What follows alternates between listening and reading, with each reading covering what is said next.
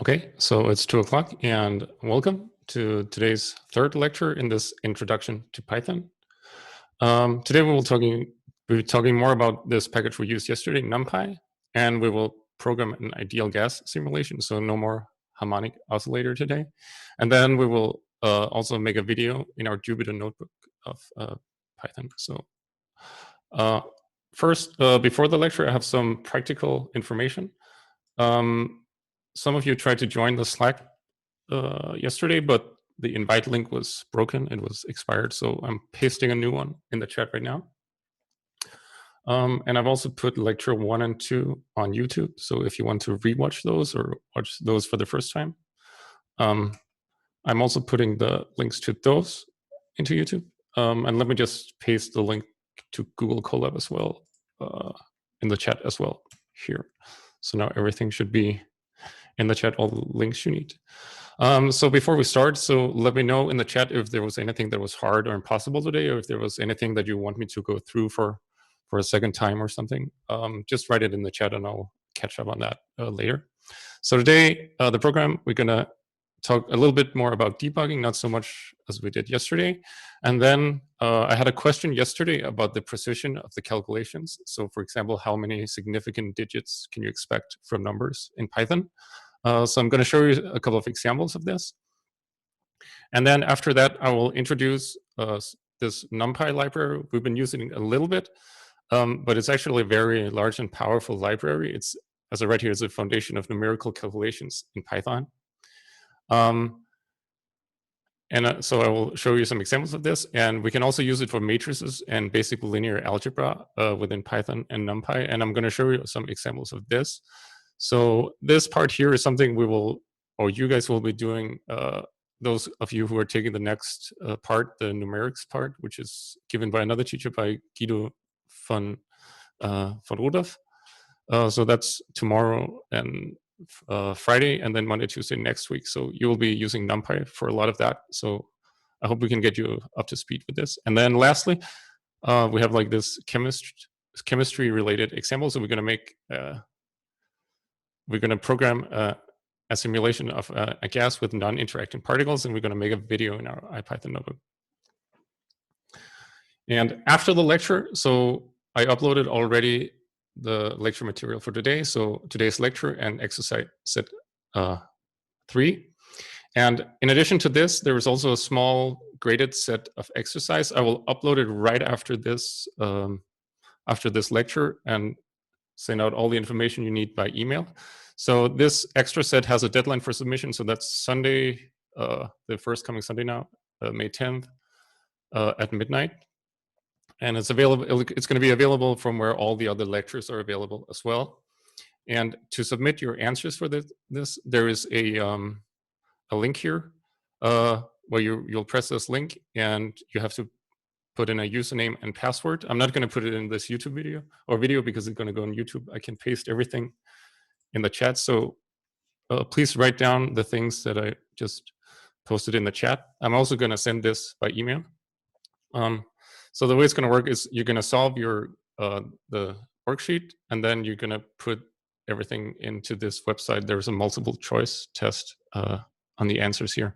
And for that, you'll be using your Unibas or student Unibas CH email to log in. Yeah.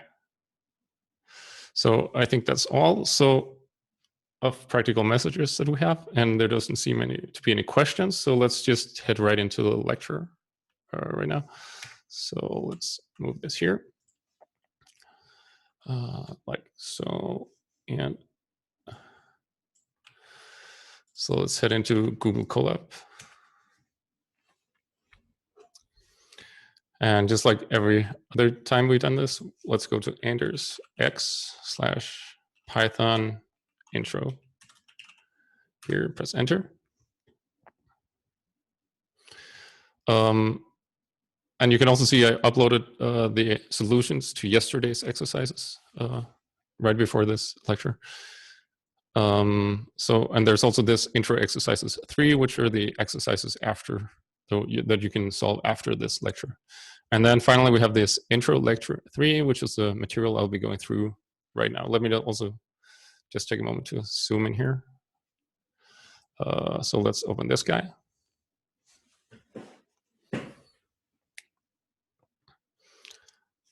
Okay, let's head into things.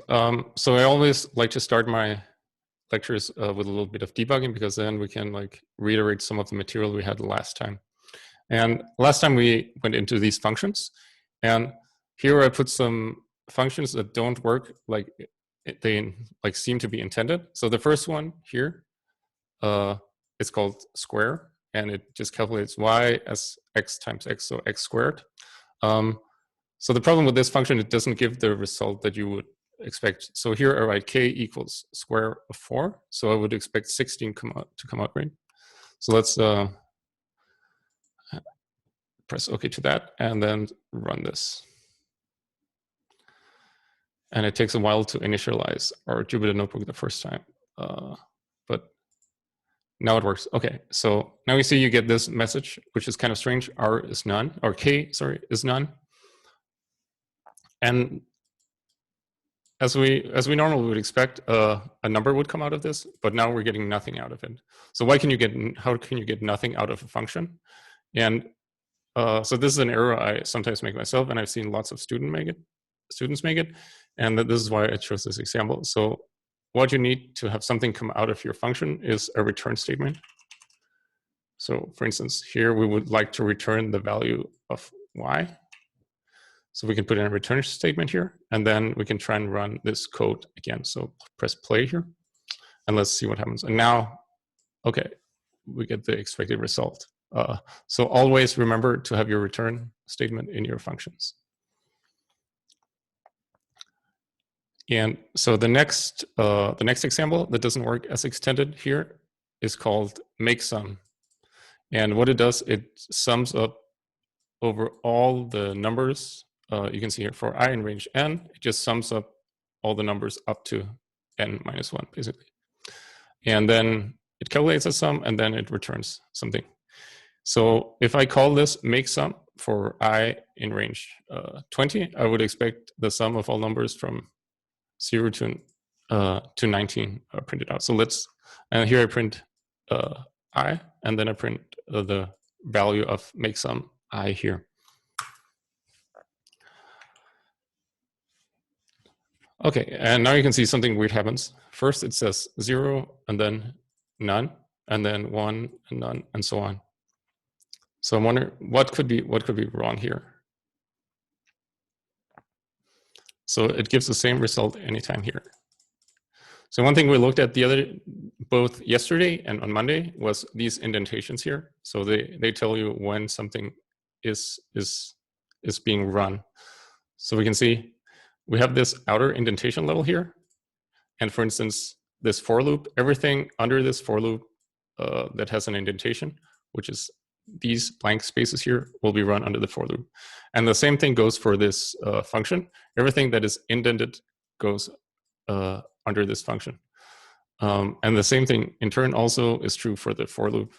And you can see, maybe you have noticed already, but I made a mistake here that basically it returns here the first time I run it. So the first time it runs through this for loop, it'll just return k. And one funny thing is you can see for the value of 0, it returns none. And for the value of 0, it doesn't even, there's no loop to be done. So you can see it actually just runs this function without even running this for loops. And that's why I get none here. So what I'm probably wanting to do is I want return value to be here. So in the same indentation level as my for loop. So no matter what range I run this loop over, I will return something. So let's try and put return at the same indentation level as where we initialize k and where we initialize the for loop. So let's try and do that and run this. And now you can see we get the output that we expected. Okay, so this was a little reiteration of the functions that we talked about yesterday. Again, yeah, let me know if there's any question. There is actually a question in the first. Let me just read it, and I will read it out loud for you. In the first debugging exercise, you've indented the definition twice instead of one. Does this make a difference? Okay, here. So the question is, here I have 4 spaces, and here I only have 2 spaces. So it actually doesn't matter how many you use, as long as you're consistent. So if I choose to use 2 spaces here, it would give me the exact same result. So you just have to use 2 or 4, whatever you choose to. Normally, the convention, if you use Python in these IPython notebooks, the convention is to use only 2 spaces. But normally, if you write Python, the actual convention is to use 4 spaces like this if you do it outside. If you do it, if you do it in a normal Python program, yeah. So there's one more question. What do you need to do for I in range n+1 in the second? Otherwise, your sum over 1 is 0. Yeah, probably we could also have made this example here. Then it would take and sum up all numbers up to I. So yeah, we could definitely also have done that. Okay, I'm just gonna close this output because it's really long.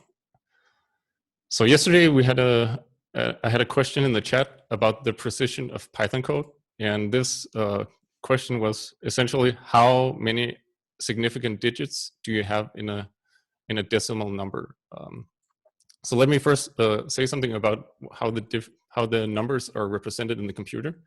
So in Python, any number that has a comma, so a decimal number, it has a 64-bit representation. And one of the consequences is that if you have 64 bits, so a bit is basically it's a 0 or 1. So if you have 64 of these, you have 2 to the power of 64 different combinations. And that means that in the end, the number of unique numbers that you can represent in the computer is something about 2 times 10 to the power of 19. So you might think of like all the numbers between 0 and 1, for instance, and there are infinite numbers of numbers between 0 and 1.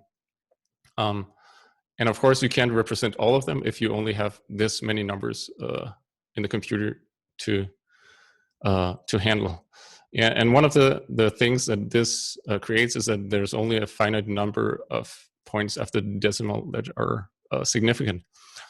So for example, here, I'm just going to demonstrate now some examples of how this works in practice.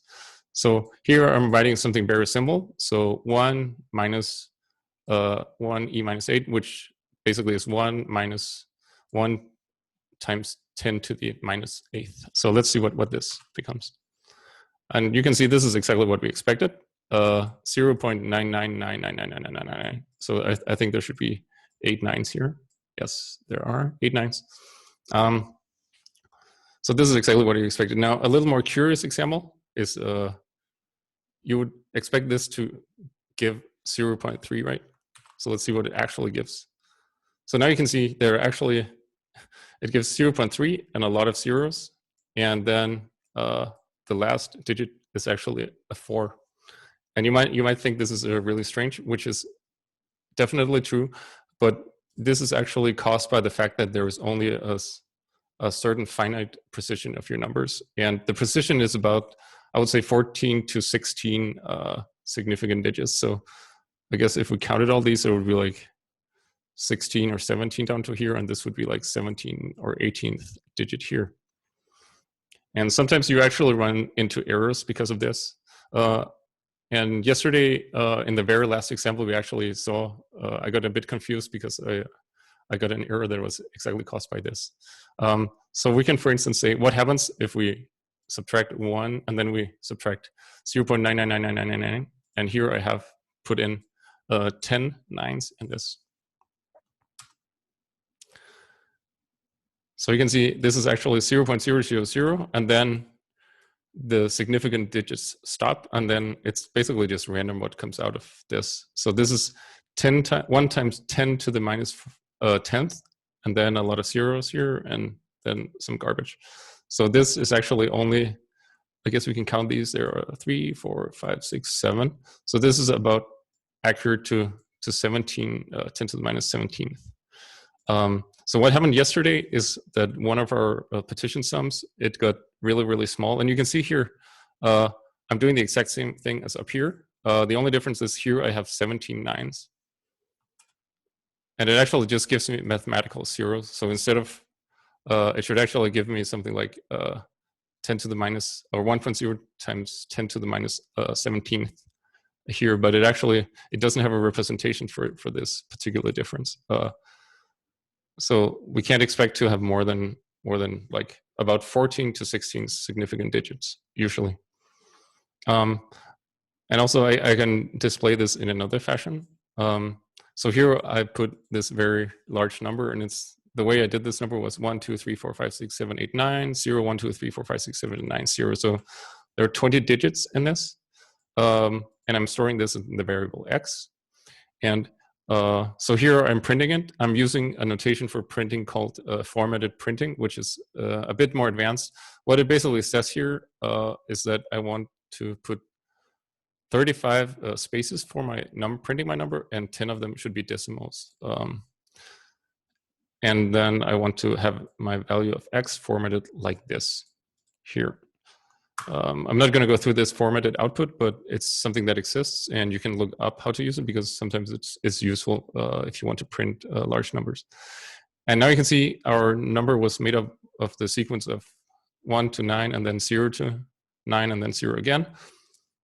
And you can see the number here, it goes like 1, 2, 3, 4, 5, 6, 7, 8, 9, 0, 1, 2, 3, 4, 5, 6, 7. And now you can see that the computer actually ran out of significant digits. So the last 3 digits here, they're not 890. They're actually by more or less random chance. They're 1, 6, and 8. So this is also a good demonstration of how you only get these 14 to 16 significant digits in your calculations in Python. So maybe you remembered yesterday, maybe I can insert a little code. So we have this type. This was actually Monday, I think, for 1.0. So this was a float. And then we had another type of code or type of variables. So type, for instance, 1. Or maybe 10, it doesn't really matter. And this was an integer. So this, what I talked about, these significant digits, that's for the ones that we call floats, so floating point or commas. Okay, let's just take this question. That's also a good question. So why are they not random? So if the numbers are random, why do they not change when you run the code again? So maybe random is the wrong word. So the value of these words, or of these numbers, they might depend on several things. So they depend on your specific architecture and the implementation of numbers in the particular version of Python that you're running. And sometimes they also just depends on what there is in random registers in memory. So I guess in this implementation, this version of Python, they will like deterministically be 1, 6, and 8 here. So maybe random is a bad word. Maybe we should say they're undefined, or they don't have a well-defined behavior. So it's kind of up to the programmers to decide what's going to come out here, because you want it to display something, right? So something has to come out. Okay. So let's talk about this other type, this integers. So in contrast to the floating point numbers, integers actually have arbitrary precision. So this means that there are unlimited significant digits. And this is in contrast to a lot of other programming languages. So for instance, if we say 99 plus 1, we expect it to give 100. And apparently it does. And then I actually don't know what this particular number is. I just pressed 9 and I held it down for a while.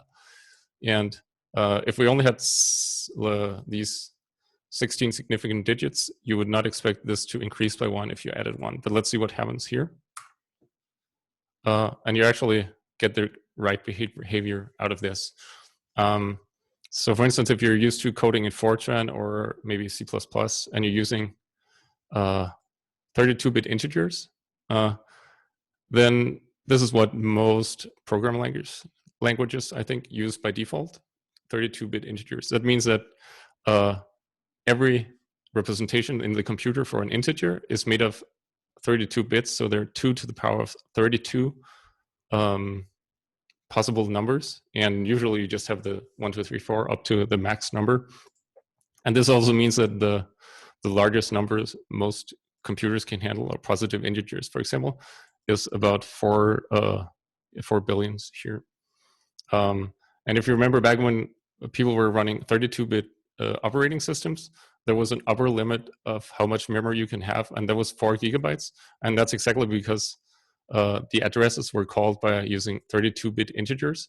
So you couldn't really ask for a memory register that was outside this 2 to the power of 32 limit here, because you didn't have the integers to represent those locations. Okay, let me know if there is any questions for that, or otherwise I will go to what is kind of the meat of today. Yep. Okay, so let's scroll down here. Okay, so this is part 1 of today. So what is NumPy and NumPy arrays? So we already used some functions from NumPy, for instance, np.exp and np.codes. So what is NumPy beside this? So it's basically a Python package that does everything in math and algebra for Python. And as we've seen before, you import, like any other Python package, you import it using this line. And the convention is to use this np shorthand, just to call it. Sorry. And one of the things that are in the core of NumPy that I will show you today, and we will be talking a lot about today, are something called NumPy arrays. Whoops, sorry about that. And one thing is they look very similar to Python lists, but they can be used for more advanced mathematical operations. And in the code cell below here, let's just remember to run this. So we import NumPy in our Jupyter notebook. So in this cell here, I'm gonna load a list. So this is a list that, like we saw in all the other lectures. And this list, I just put the numbers 0, 1, 2, 3, 4. What I'm doing in this second line is I'm using this function called NumPy as array, and I'm giving it the argument a. So this function means take the list that is a and then turn it into a NumPy array and store that in this b. Alternatively, we could also just have written something like this. B equals np as array, and then inside the parenthesis, we could put the list that we want to turn into a number array. Let's just do this for now. And then here I'm printing A is and B is. So they print a little bit different, but they look very similar, and you can see 0, 0, 1, 1, 2, 2, 3, 3, 4, 4. Maybe we could also print their types. So we can print type A, and we can print type B like this. So you can see A, just what we expected, is a list, and B is a NumPy, and it comes out as ND array, but normally we just say NumPy array. Okay, so let's go into the next plex. They look different, very differently, or they look the same. I should say the same here. Look, the same, but they have very different properties. So for example, what happens if you add a list to itself, and what happens if you add a NumPy array to itself? So it's a bit odd to add two lists to them, or a list to itself, but what happens is it takes the list, so 0 to 4, and then that's the first list, and then it like adds itself, so 0 to 4, like at the end of it, so it like becomes double the list. However, a NumPy array is much different from that, so it functions more like a mathematical vector, you might say. And what this b plus b is, it is actually an element-wise operation, so it adds the number. So here for b, it adds the first number to itself, and the second number to itself, and the third number to itself. So you can see like 0, 0, 0 is 0 plus 0, and 1 plus 1 is 2, 2 plus 2 is 4, and so on. So this means we can actually do like vector algebra and math and stuff with these NumPy arrays very powerfully. So the next thing I want to show is what we call the element-wise Whoops. I didn't want that to turn into a headline. So now I want to show the element-wise operations. And here I'm just making two arbitrary vectors. They have the same length, so they both have length 5. And one has 0, 1, 2, 3, 4, and one has 0, 10, 20, 30, 40. And so if you multiply a numpy array by another numpy array, for example, b here, let's just run this. So we have those in memory. Here we go. So if you multiply two of these, you can see I do that here. You multiply them element-wise. So 0 times 0, 1 times 10, 2 times 4 is 40, 3 times 30 is 90, and so on. So this is the element-wise product of these two. The same goes with the minus. So you take the first one and you subtract the other one. That's exactly what happens here element-wise. We already saw what happens element-wise with the plus sign, and that's exactly the same behaviors here. And of course, also division. And now you see I get an error. So this was the same error that we saw yesterday. And here I do element-wise division. And you can see the first number here is 0. So I'm actually dividing 0 by 0, which is gives an undefined behavior in Python. So this is actually, that's my fault that my program gives this. And all the other numbers are 0.1, which is exactly what you would expect from this. And also you can take the square of something, and it of course just squares everything here. And another cool thing is you can actually run functions and give them, instead of just a single number, you can give them a numpy array as argument. So let's use b here because we can see that on the screen. So this input squirt is the square root of whatever it's the square root of. And you can see I took the square root of a numpy array, and that just returns the element-wise square root. So for instance, 2 is the square root of 4, and 1 is, I guess, one of the square roots of 1, and 1.4 is the square root of 2, roughly. Okay, so let's get to some useful things that we can use this to.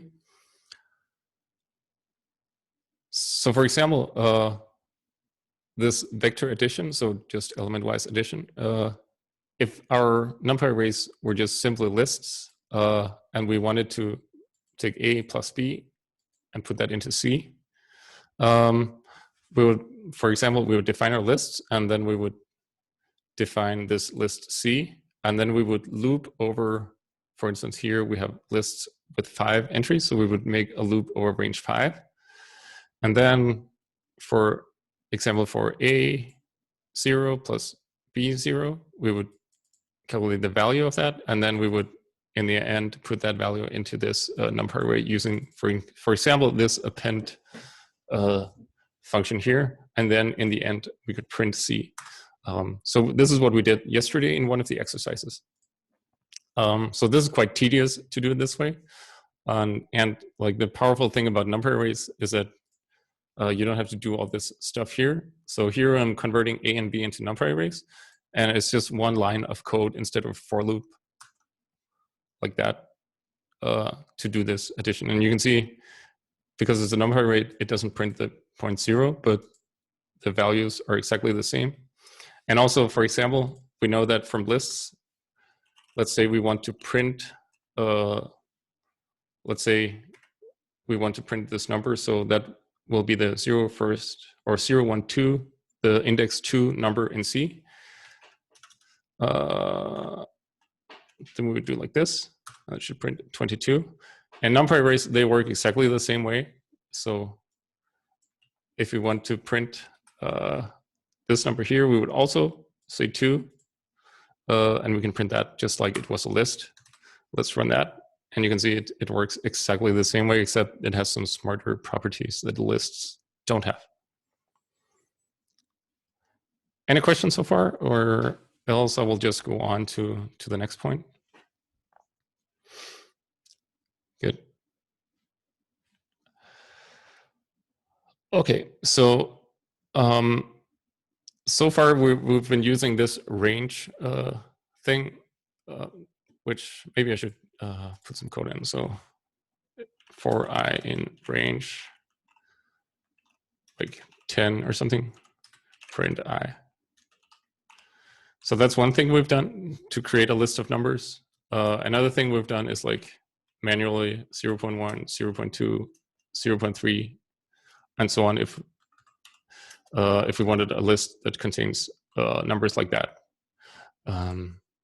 So that's, of course, some things you can do, but there are also smarter ways of doing this. And NumPy also has smarter ways of defining well-defined ranges. So something that looks very much like the range function we already know is something called numpy dot, and instead of range, it's a range for some reason.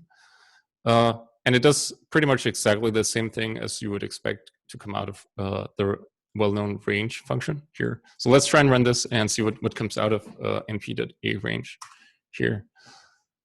So we get the number from 0, 1, 2, 3 up to 9, just like what would come out of NumPy range. And we can also get the type of this. So let's just print type numbers here. So now you can see this is actually, these numbers are a NumPy array, which means that we can use it for all these, for example, element-wise things that we've already discussed. And you can see here, the first one, we had the class list and class numpy.nd array for NumPy arrays, which is exactly what we get out of this test here. So now, similar to range, you don't have to start from 0. So if we want the numbers from 10 to 20, for instance, you, just like you do with range, you start from 10 and you go up to 1 higher than the last number. So let's try and do that. So let's hope that this gives the numbers from 10 to 20. And that's exactly what it does. It gives us a NumPy array with the numbers from 10 to 20. And another thing you can do in addition to this, so let's say that we want the numbers from 0 to 100, but we only want them in steps of 10. So we don't want every single number. We just want like 10 or 0, 10, 20, 20 or 30, and so on, up to 100. And just like range, we have this, there's a notation where you, this is a start number. This is 1 higher than the last number. And then here we have a third argument, and this third argument is our step size. So numbers from 0 to 100 in steps of 10. And this is exactly what you get here. So 0, blah, blah, blah, up to 100, exactly what we do. And another thing which also is better than what is in range is that the numbers don't have to be whole numbers necessarily.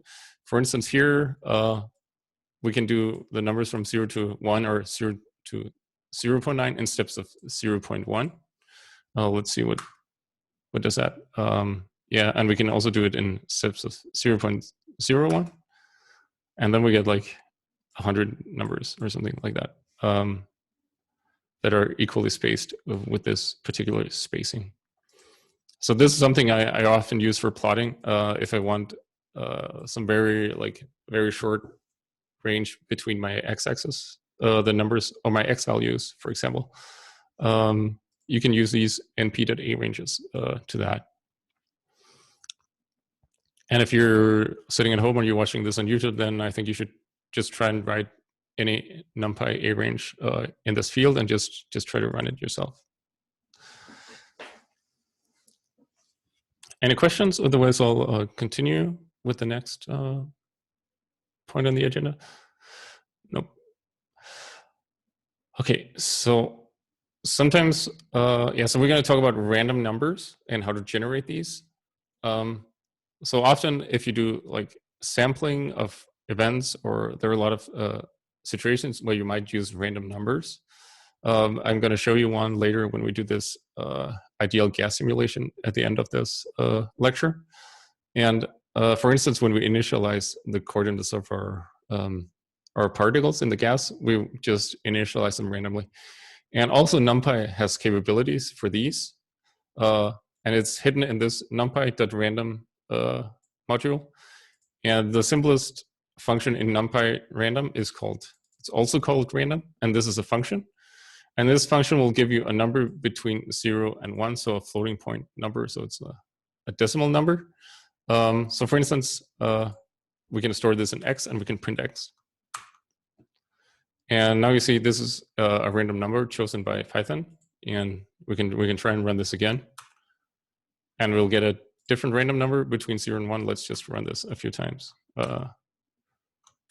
Just to like convince ourselves these are indeed random. And it seems like they are. Something that we can also do, in addition to that, we can define a matrix. Let's call this, we can call this M, capital M. Whoops, sorry about that. And let's print M here. So this numpy.random.random function, you can give it an additional argument.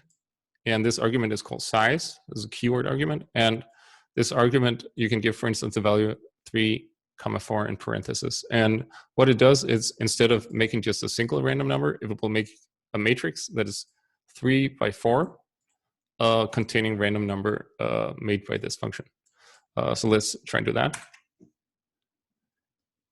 And you can see now I'm getting a random matrix. And let's just verify what the type of this is.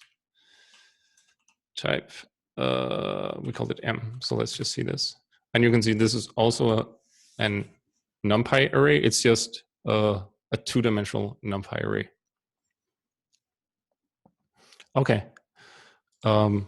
So let's say that you ran this code and one of your co-students had written a similar code and you wanted to compare your results. But the problem was that every time you run your code, you get different random numbers.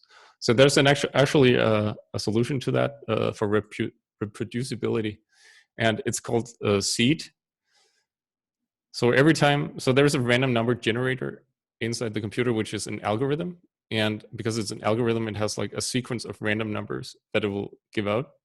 And you can actually see where it starts this sequence of seemingly random number. So we can, for instance, give it seed number 42.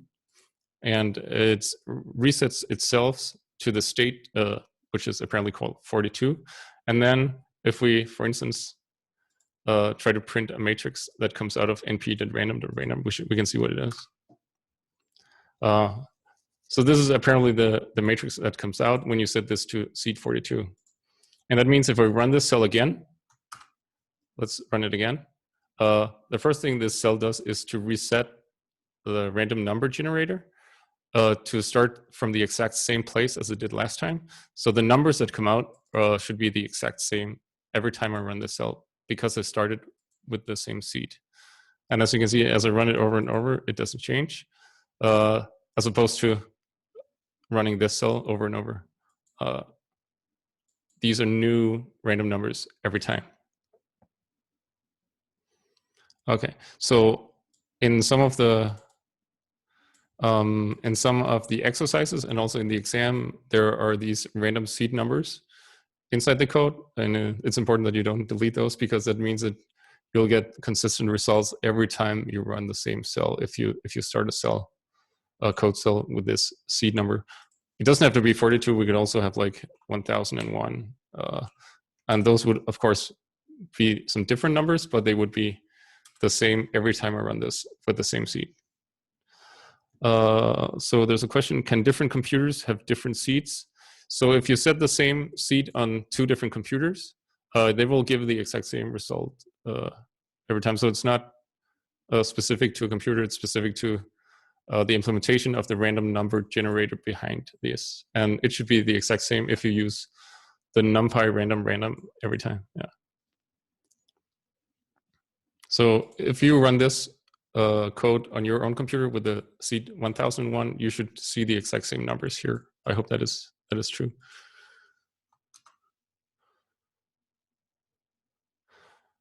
Okay. So just one more note about this random number generator. So here we use this function called random.random. And random.random, it gives random numbers between 0 and 1. But there are a lot of these other random number generators, and they can sample from all sorts of random distributions. For instance, numpy.random.normal that samples from a normal distribution, so a Gaussian, the bell curve. Numbers that are centered on 1 with a standard deviation, or sorry, centered on 0 with a standard deviation of 1. So, for example, now we got about minus 0.9. You can run it again, and you get 5. So if we ran this a lot of times and we put them in histogram, we could maybe see something that looks like a normal curve on a plot. Another useful thing is to sample random integers. So instead of floating point numbers, sometimes you want random integers. And you have this function called numpy.randint. And this function, it requires 2 keywords. So one is the lowest integer that you possibly want out, and one is the highest that you want to come out. And for example, here I'm sampling random integers between 1 and 72. Yeah, and we get 61, run it again, gets 36, and so on. And of course, if we wanted to have the same random seed across all the Jupyter notebooks we had for this, we could put 109 maybe. And I forgot to seed like that. So now it's a random integer, but because I started from the same seed every time, I get the same random number out every time.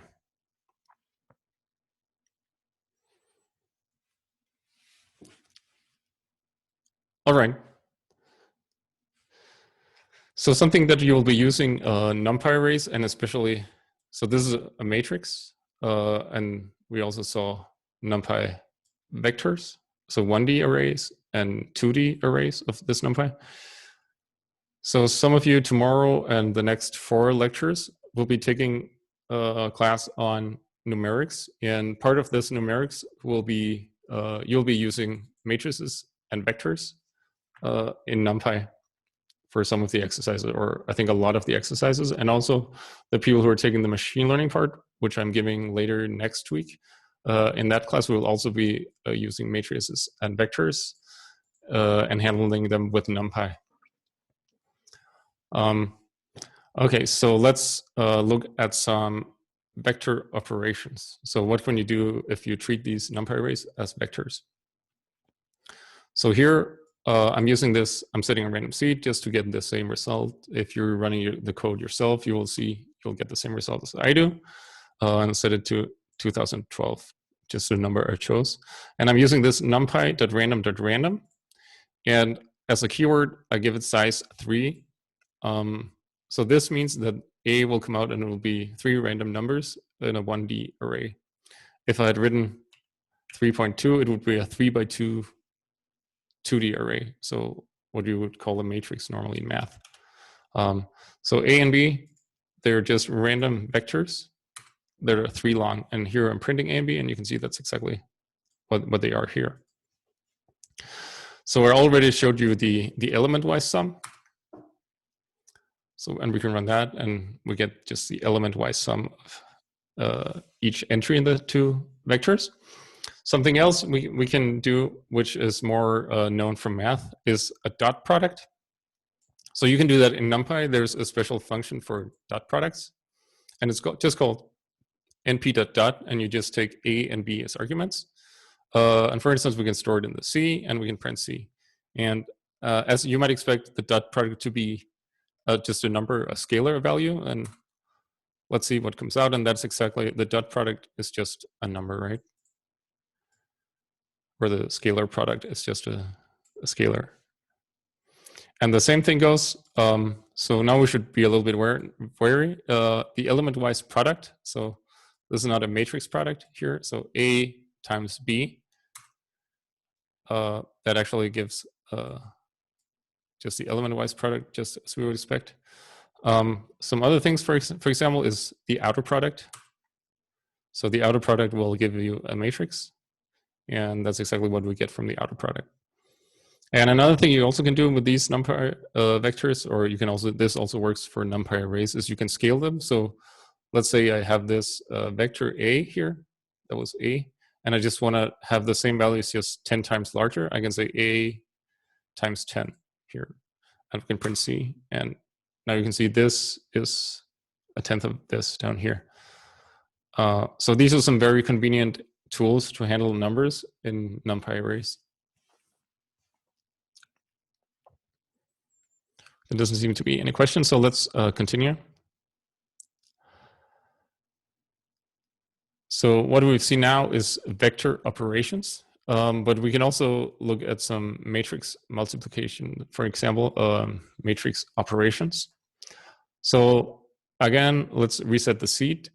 We can say A and B are two vectors, and this time I'm choosing this rand int, which means I get from 0 to 10 because I put 10 here, and the size is 3 by 3. So A and B should be 3 by 3 matrices with 0 to 10 in their entries. So let's try and run this cell here and see what happens. And that's exactly what I get. So I get these two 3 by 3 matrices, A and B. Okay, so matrix multiplication. So I assume everybody knows at least some linear algebra. So the matrix product here is not the same as the element-wise product. And to do the matrix product, there's a function called numpy.matmul. So matrix multiplication, it's a kind of an abbreviation for that. And you just give the arguments the two matrices that you want to multiply. And in Python 3, so this is new from Python 2, if anybody's interested in that, there's actually a shorthand notation, and it's to use as the at sign. So C is A at B here. And we can try and run this cell, and we should be able to see what the matrix multiplication or the matrix product of these two matrices are. And you can see the np.matmul gives this answer here, and then the second print statement is from the A at B equals C statement here, and these are, of course, identical. And I'm just going to give you a word of caution. So the element-wise multiplication, whoops, sorry about that. This is also called a Hadamard product, and mathematically you write it as A circle B, and in Python it's A this star B.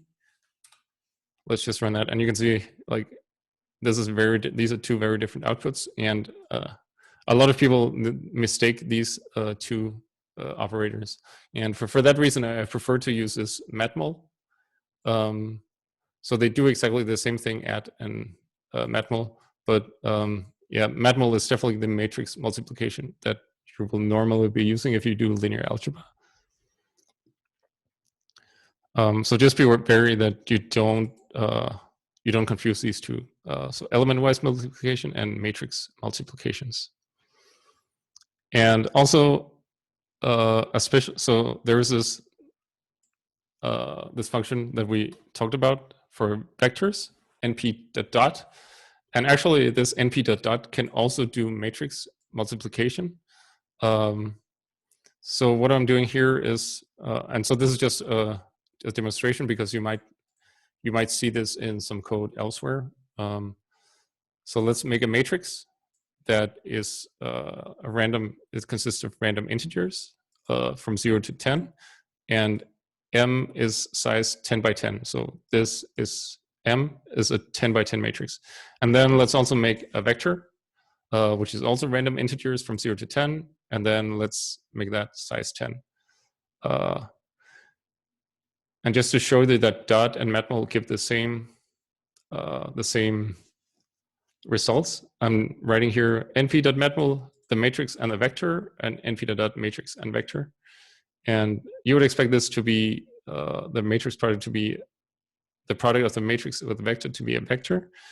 And the same thing if you do it the reverse, vector times matrix, vector times matrix with matmul dot, you should see the same thing, but just it would be a different, of course, a different multiplication. And you can see matmul and dot actually give the same results here and here. So I would recommend that you always use matmul for matrix multiplications. And if you just want the dot product between two vectors, use the dot for that. You can actually use both, but dot has some extra capabilities. And if you're very interested, you can click this link, which opens the documentation for the dot product. Okay. Okay, so one last thing. I think you might, especially those who are taking the numerics course and also the machine learning part of this course, you will be exposed to something called numpy.slice notation. So here I will give a demonstration from that. It's a powerful way of getting, for example, rows or certain numbers or submatrices out of a vector. So whoops, let me go back. So here I'm making a random matrix called A, and it's random integers up to 10 and the size 10 by 10. So let's try and run that. And we get this matrix out here. So yeah, let me demonstrate with some code. So let's say that we want the first entry in A, or yeah, the first entry. We would write A0, right? So the first entry in this sort of outer list is the 0th index here. So that's the first row. So now let's say we want, actually maybe this number that is located here. You could write a, that would be 0, 1, 2. So you could actually write this. So this works just like if you had a list. Basically, except that you can have multi-dimensional lists. And again, you count these from 0 to, yeah, you start from 0, just like with lists. So there's actually more that you can do than just getting out single numbers. And this is called numpy slice notation. And the general syntax of this is you have your array, and then the first index that locates the row, and the second index locates the column that you. So for example, this was the 0th row and the 2th column here, and that would give us the 3. But in Python or NumPy, you also have some special notation. So you can, for example, ask for everything up to the nth entry and from n and onwards, or if you want everything for a certain dimension, you can ask for a colon. So for example, if we want the 3rd row, we can write A3. So just like the example I showed you before, this will give us the 3rd row. So that'll give us 8, 6, 4, 1, 1, 5, 9, 5, 6, 6. Sorry, it will not give us that. It will give us 0, 1, 2, 3, right? So 6, 5, 4, 6, blah, blah, blah, 6, 5, 4, 6, blah, blah, blah, exactly. So now let's say we want, instead of a row like this, let's say we want the 3rd column. So we want these numbers. I guess I can highlight them, but what is here?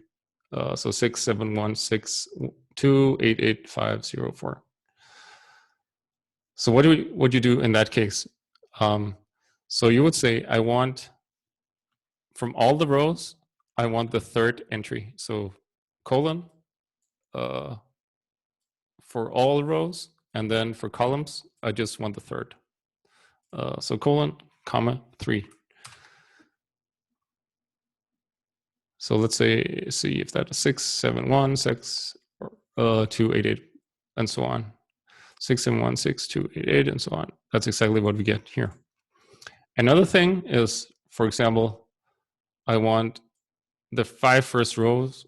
You can, on the spot for the rows, or I guess let's use this here, for example.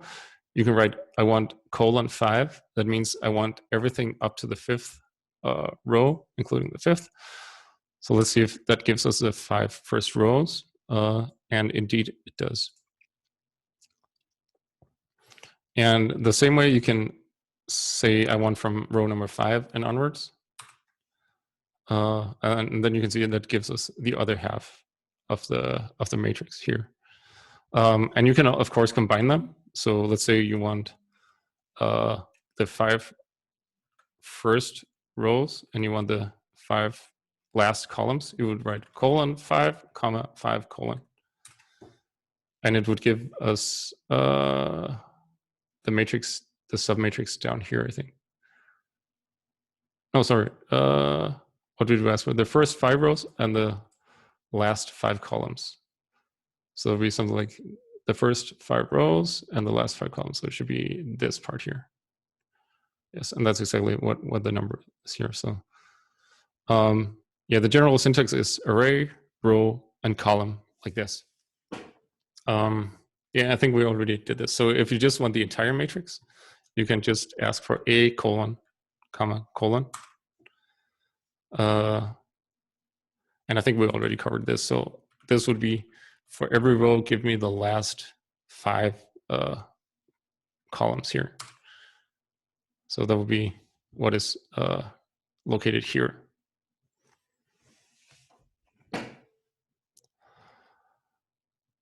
Okay, so I assume tomorrow and like the rest of the course, you will probably be exposed to this syntax every now and then. So it's important that you've seen this, and maybe maybe you don't remember like right away what it is, but at least you know, like you can go back and look into the IPython notebook from this lecture, and you can see like what is that, and now you at least you have an idea of what it is. So just another word about NumPy. So the NumPy manual is located in this link here, and it has like basically everything you can think of for linear algebra and math and numbers. So there are solvers there. For example, if you want the eigenvalues, there's a module called NumPy linalg, and there's a function called eig. So we can, for example, this A matrix, we can take this function from NumPy, and it will give us the eigenvalues and the eigenvectors. And for example, we can print the eigenvalues, and it will give us some numbers. And you can invert matrices. You can do everything. There are so many things in Python. So if you, at some point, if you need some kind of math algorithm, Google NumPy plus whatever math thing you need to do with vectors and matrices or numbers. And chances are that NumPy, or also this package called SciPy, which is kind of the project under which NumPy belongs, they will probably have something for you. Okay, there's another question now. Do the numbers for the rows and columns also start with 0? Yes. Yes. So you always start like counting from 0 up to n-1, basically, just like for range or for loops and so on. Okay, good. So I told you that today we will be running a simulation of a gas with non-interacting particles. And one example, I found this on Google, this image here. And what it is just a bunch of particles. And these particles have a velocity in some direction and with some magnitude. That means if you start a simulation like this, they will just move in a straight line at a certain velocity. So this will move very slowly and this will move faster and so on. And this is something we can simulate in the computer.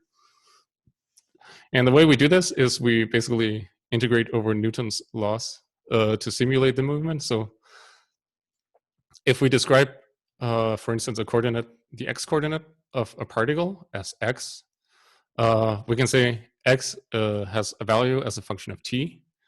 And then if we move a little point further in time, it will move the value of the velocity times the time step. And then we get the next time step, and we can put that back into the equation, and we can like evolve our system. So we basically move something for a small time step, move something for a small time step, and so on. So we can move all our particles this way. So x, for example, here is the location, delta t is the time step, and vx is, for example, the velocity in the x direction. Okay, so let's try and use everything that we did today, and we can set up a system where we have some random locations of these particles and also initialize some random velocities for these, so they just move in random directions. So we just saw that we could use this numpy.random.random function to generate random numbers. We just saw that you can make a number between 0 and 1 using this. So for example, let's start with, we can set the numbers 5 particles. We want to make a simulation for 5 particles for a start. Then, for example, we want 5 x coordinates and 5 random y coordinates. So we're just going to do this in 2D. So you can give the np to random, and there's a shorthand for this that you want, for example, in our case, 5 or n particles. We just put it like this. This will give us 2 sets of coordinates, and also 2 sets of vx is what we could call the vx is the velocity in the x direction, vy is the velocity in the y direction. So let's generate those, and they should be generated now. So let's just print them all, print vx and vy like this. So now you can see I'm getting 5 lists like this. So one thing that I want to change is that now all our velocities they're positive. So that means essentially all our, so if this was all our particles, they would all be moving in a positive direction for x direction and in a positive direction for the y direction. So since these random numbers here, they're just random numbers between 0 and 1, I'd rather have them be random numbers between minus 0.5 and 0.5. So basically, I can subtract 0.5 from all of them just to shift them. So I'm going to do that and generate some new ones. And let's run this again. Oops. Let me just yeah, let's also put a random seed. Random.seed. What can we do is 789 here. So let's do this and then print. So now you can see we have positive x values and positive y values. And then, so our numbers between 0 and 1, we shifted all of them between, or by minus 0.5. So they actually become random numbers between minus 0.5 and 0.5. And you can see these are, it looks like they're between minus 0.5 and 0.5. And they're kind of random. I'm just going to change something here. I'm going to move this here. Okay, so now let's implement the time evolution without NumPy. So let's just do it the old-fashioned way with for loops and with lists and everything, and just treat the NumPy arrays that we got. Yes, of course, these are NumPy arrays because they come out of NumPy arrays, but let's implement them just like the dumb way that we did, or the naive way maybe, that we did yesterday. So basically, we have our starting values of x, so at t0, and then we have the velocity in the x direction, for example, and then we have a time step. And then we have to run a couple of simulation steps for this. So for example, let's say our time step is, for example, 0.01 is what I wrote here, and then let's take n steps is 100. So let's do 100 steps in our simulation.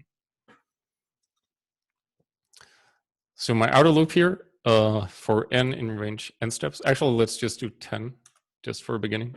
So let's run this. There's no need to run a very long simulation while we're developing this, so let's just run something manageable that we can see on the screen. This is also not supposed to be there. Okay, so let's do these n steps. So I'm just writing a for loop here. So I will repeat this process 10 times. And what I want to do for each of these steps is first of all, I want to end up by printing the x and y coordinates after each step. And then I want to, for each particle, I want to update the x and y coordinates according to this scheme. So I have to loop over all my particles, So this is the x coordinate, and this is y coordinate for the 0th particle, and for the first and second and third, and so on. So let's make a loop over our particles. And then for each particle, we can set, for example, the x value to the old x value, and we can add the velocity in the x direction, so vx of that particle multiplied by the time step, and the same thing for the y coordinates. So let's run this and see what happens. Okay. Yeah. Okay. So let's, for instance, look at the x. Let's look at the x coordinate of the first particle. So we know that the velocity is negative. So hopefully we should see that the x coordinate. So I'm printing x comma y. So first here, these are the x coordinates for a given time step, and these are the y coordinates for a given time step. Maybe I should. Guess we can print the number of the time step here. We can run this again. So the x coordinate of the first coordinate, or the first particle, and you can see it moves at a constant speed of minus 0.45 something, and you can see it actually decreases a little bit every time. So it actually moves basically in a straight line in that direction. And the same for the y coordinate of the first particle. It's positive, and it increases a little bit every time step that we take. Now this is perfectly fine. This works as we expected. It's a little bit tedious to write. So how about we write the same thing using NumPy notation? So that's what I'm describing here. So here I'm using everything that we learned today. So here, Vx is a NumPy vector or 1D NumPy array, and dt is a scalar. So this becomes an array multiplied by a scalar, and you can add that to this array of the x coordinates using only this shorthand. So that we don't have to. The smart thing is we don't have to write any loops, and we don't have to write any indices or indexes here. And you can actually just do this for the x and y coordinates. You can do this in these two very simple lines. And that's let's do this again and add the line number or the step number here. And you can see we actually just continue the simulation in the same direction. So this is this coordinate is decreasing still, and this is coordinate here is increasing a little bit every time step. Okay, so now that we've implemented this, one thing I would like to end this by doing is I would like to make a video of the gas simulation. And so one of the things that are really great about Python is that you can basically find a package to do everything. So if you want to do plotting, for instance, you Google and you find maybe matplotlib, or if you do math, you find NumPy or this SciPy package, and there are packages for machine learning, cryptography, astrophysics, chemistry, doesn't matter. There's a Python for everything. And so, for example, if you want to make a video of a gas simulation, you can Google it, and there's also packages for that. One of them is called MD Video that I will be using here, and it's written by, he was a former postdoc in the von Lilienfeld group. And he wrote a tool to actually display videos of simple simulations like this. So I wrote some code here. It doesn't really matter what it is, but this line here, wget blah, blah, blah, basically means download something, and it is a Python file, so you can see it ends with .py. So if you run this line, it will download this MD video module onto your virtual computer in which this Jupyter Notebook runs. And then after that is done, you can actually import it. You can import this MD video, and we're just going to use this shorthand video for it. And this MD video actually uses matplotlib, so the same thing that we use to plot graphs and stuff in the background. And there's some code to make that work interactively in Jupyter Notebook here. So Yeah, let's try and run this. It takes a little while, and you can see it's actually downloading something, and it says it's downloading at this speed, and now it downloaded mdvideo.py, and it's saved, and it was this big. So great. So now we have imported the mdvideo module, and yeah, I'll just recommend in general, if there's something you want to do in Python, find a module for it, because basically everything has a Python module. Okay. So let's do all this again. So instead of having half of the simulation written way above this cell where we do the actual simulation, I'm just gonna write everything here. So for the video, let's do a bit more. So for example, 50 particles, and we can get some x coordinates, and I'm just shifting them by 0.5 because it looks nicer on film. This is just something I discovered by trial and error. There's no other reason to do that. So x and y coordinates, vx and vy, so the velocities, and those are also shifted by 0.5 just to get movement in both directions. And then simulation options. So for example, our time step, it probably works fine to use 0.01 that we did before, that we saw that actually gave some simulation numbers that looked reasonable. And let's do 500 steps, so a bit longer than before. So now one thing about this mdvideo module that you probably couldn't have known this beforehand without reading the documentation, but it has to save everything within this list of lists. So this is just an empty list, or a list that contains 2 empty lists, actually. Here, I'm just repeating the molecular dynamics simulation that we had earlier. It's the exact same code as we had above. So for n in range and steps, take, for example, the x coordinate and put the velocity multiplied by the time step and add that to the x coordinate and store that in the new x coordinate. Now, the only thing that we do differently here is that, so you remember this append function from yesterday. So the x coordinates, we append those to this 0th list of this frames list. So that's this list that we append them to, and the y coordinates we append to the first list here, or the 1 indexed list here. So let's just run that, and it should go fairly fast to run like that. So now we simulated 500 steps of this. Okay, so let's, yeah, so here I'm just writing, this is literally all you need to do to put this set of frames into a video.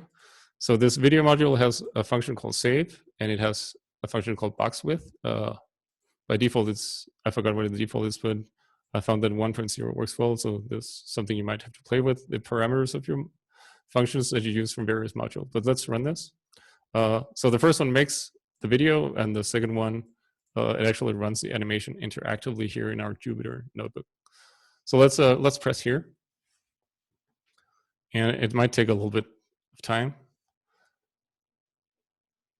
So one thing about these Jupyter notebooks, as you can see, like the disk usage and the RAM usage. So Google has a lot of computers running in the cloud, and when they're free, they give them to people to run these Jupyter notebooks. So sometimes you get a really fast computer, and then sometimes you're unlucky and you get a really, really slow computer, and your Jupyter notebook might take a longer while to run. And now you can see, now it finished everything, and this nice video module actually gives us this interactive video player. So let's try and start the simulation here. And you can see it's actually, the particles are moving in a straight line, just like we wanted to. And then we set it to loop, so it just keeps on looping. Yep, so I think that's, yeah, that's all we had for the lecture today. I'm gonna switch back to the slides if I can find them, and then I'm gonna say a quick note about the exam again. Okay, so let me just stop this and let me find the slides again. Also, if there's any questions to the lecture today, just put that in the chat, and I can reply. here. Let's go to viewer, present, and put this in full screen. Okay, so a note on the, so I think I already said that, but I'm going to repeat it again. So after this lecture, I will upload the graded set of exercises. And to hand in virtually your set of exercises, you do the exercises, and they're in a Jupyter notebook, just like all the other sets of exercises. But the answers that come out of each exercise should be put into our web interface, and you will go to this link here, and you have to log in to the course using a username and a password, which is in the chat now. I'm not going to say it because this is going to be on YouTube. And once you have logged in to the website using those, you have to use your @student.ch or @unibas.ch or your @unibas.ch email to log in. And then from there, it's a multiple choice test where you can select hopefully the right answer that you found when you did the exercises in your Jupyter notebook. And all the exercises they have, or the graded exercises, they're basically identical to some other exercise from the 3 exercise sets from Monday, Tuesday, and today. So if you've been doing all the exercises, then I think they should be fairly easy for you to do. So I'm going to upload the exam set right after this class, and then I'm going to make sure that you all get an email with the username and password and links to that. And tomorrow it's going to be someone else than me taking over.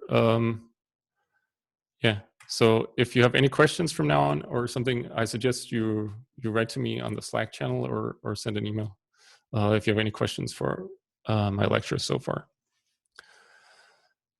Okay, good. So if there is not any questions, yeah, I think I'm gonna end the lecture for today. And yeah, I guess I will see some of you next week when we do the machine learning exercises. So I'm gonna stop the screen share and say goodbye for today, and thank you for listening in.